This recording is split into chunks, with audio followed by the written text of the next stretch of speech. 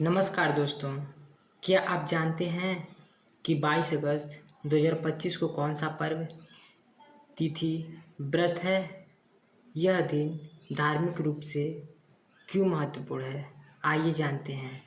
दरअसल 22 अगस्त 2025 को शुक्रवार का दिन है और यह भाद्रपद मास के कृष्ण पक्ष की चतुर्दशी तिथि दोपहर 11:56 तक और इसके बाद अमावस्या तिथि है। यह दिन विशेष रूप से पितरों की पूजा, तर्पण और श्रद्धा कर्म के लिए महत्वपूर्ण है। इसे पिठौरी अमावस्या के रूप में भी जाना जाता है। इस अवसर पर पितृ शांति और उनके आशीर्वाद की प्राप्ति हेतु व्रत, दान और पूजा का विशेष महत्व है। पंचांग के अनुसार भाद्रपद मास के कृष्ण पक्ष की अमावस्या तिथि को पिठौरी अमावस्या कहा जाता है। यह दिन विशेष रूप से पितरों को समर्पित मानी जाती है। इस दिन श्रद्धा, तर्पण और दान करने से पितृदोष से मुक्ति मिलती है और पितरों का आशीर्वाद प्राप्त होता है। भारत के कई हिस्सों में इसे कुशोत्पाटनी अमावस्या के नाम से भी जाना जाता है। पिठौरी अमावस्या के दिन माता दुर्गा और उनके 64 रूपों की पूजा का भी विधान है। यह व्रत खास तौर पर संतान प्राप्ति और संतान की सुख समृद्धि के लिए किया जाता है। इस दिन विवाहित महिलाएं व्रत रखकर आटे से देवी देवताओं की प्रतिमा बनाती हैं और उनकी पूजा करती हैं, इसलिए इसे पिठौरी अमावस्या भी कहते हैं। पिठौरी अमावस्या कब है, तो चलिए जानते हैं। पंचांग के अनुसार भाद्रपद मास के कृष्ण पक्ष की अमावस्या तिथि 22 अगस्त को सुबह 11:55 पर शुरू होगी, जो कि 23 अगस्त की सुबह 11:35 पर समाप्त होगी। ऐसे में उदया तिथि के अनुसार पिठौरी अमावस्या का व्रत 22 अगस्त 2025 को रखा जाएगा। पिठौरी अमावस्या पर पितृदोष से मुक्ति के लिए क्या करें?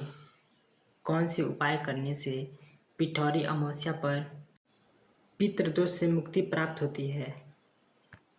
तो चलिए जानते हैं। सुबह स्नान करके पितरों के नाम से तिल, जल और पुष्प अर्पित करें।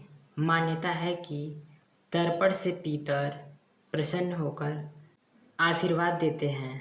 गंगा, यमुना या किसी भी पवित्र नदी में स्नान करके पितरों का स्मरण करना अत्यंत शुभ माना जाता है।